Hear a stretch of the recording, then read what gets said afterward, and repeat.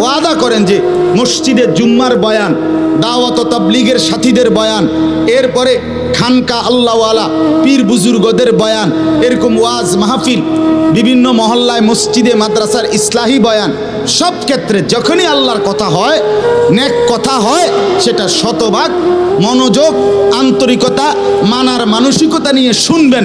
বলেন ইনশাআল্লাহ। কারি কথা হাসরের ময়দানে ফিডা খাওয়ার জন্য তৈরি থাকে। ফেরেশতা প্রথম বাড়ির লোক একদম হুতায় লাগে, মনে রেখে। এই বুড়ো মানুষ অনেকে আছেন এরকম তামসার কথা কয়, রসিক মনে করেন ফাতরামি করে, আপনি মস্কারি করেন। হ্যাঁ, আপনি মস্কারি করেন, কয় তো ভালো লাগে তো কয়, বুঝি তো, আমরা লেগে পারি তো না। কা পারেন না, আপনি ভাত খাইতেন পারেন, বন খাইতেন পারেন, গোস্ত খাইতেন পারেন, মাছ খাইতেন পারেন,